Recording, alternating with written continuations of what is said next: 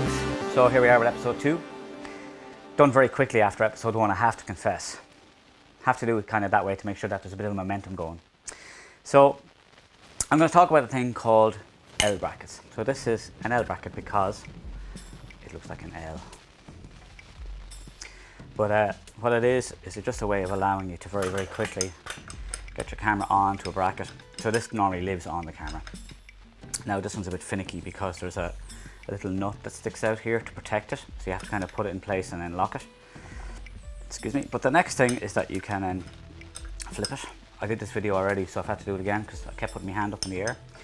So that just locks in. So the idea is that you don't have to move your head to try and get a vertical image. Now, it's not 100% 90 degrees, it's very, very close. So you might need to re-correct it slightly, but you're not doing a full flip, you know, so that's really, really handy. Now this one here is a pretty average one. They're not overly expensive on eBay because they're like a no brand one.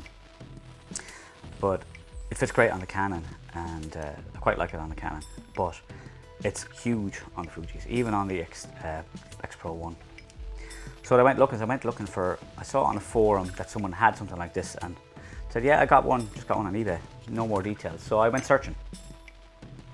So I got this one here now, which is the LB X-T10.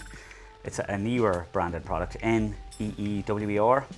They do lots of stuff that are OEM, like flashes, which are like the Godox flashes. They have TT850, which is the Godox V850, really, just with a new name on it. It may be that they're using rejects from Godox as well, though, because they are about 17 quid cheaper, so like £85 versus £68.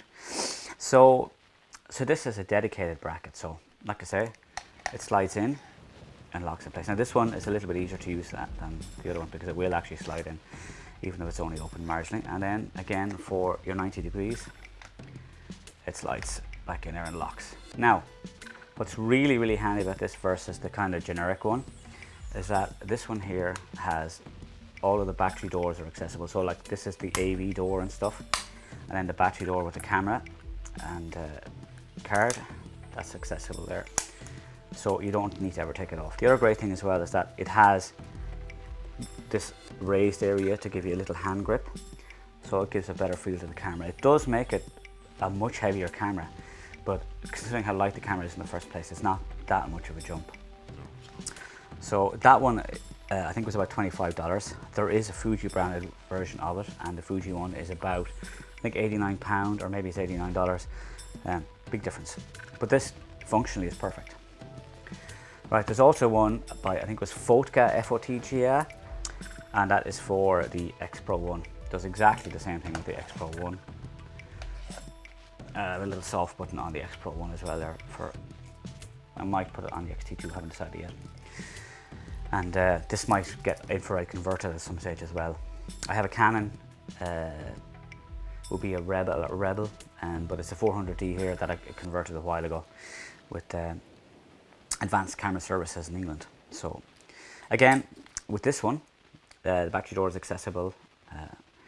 There is kind of a hole here to get at the sync port, and the microphone is left open there. And the little port on the side here to the handle is there as well, and there is a hand grip on this one as well to make it a little bit more usable, and much heavier with this on, but the X Pro 1 is a much heavier camera. I don't know if the fit of this would fit straight onto an X Pro 2. I might find somebody with one and just give it a test for a look. Okay, now, although this has been very, very kind of Fuji centric and stuff like that, if you're using any kind of mirrorless cameras, you will find these kind of grips there for them, and they do make a difference in the feel and the hold. Now what I do wish that they would have on these is some way of putting on a hand grip, but sure, you can't have everything, and for the price these are really great. This one's actually cheaper because the X Pro 1 is discontinued now, so it's like $16 or $17 for the X Pro 1 version versus the $25 for the X-T10 version. So that's been a look at grips, and they're really handy. I'm going to put a link to where I got them on eBay, and you can buy them from there if you want. It's up to yourself. It's just so that you have an idea what you're looking for if you go searching for the product yourself. So that's been grips, and that's been episode 2. Don't be afraid to leave comments and stuff like that, and subscribe. I will be doing more stuff. I have so many more ideas for things that I can do, So not just necessarily photo related, but can be directly related to sound, to video, even like toy drones and stuff like that, or even raving about some of the new tech that I see that I really like and really want. I am formerly a Canon user, now a Fuji user, so this has been filmed on an X-T2 hopefully in 4K. We'll see how it looks.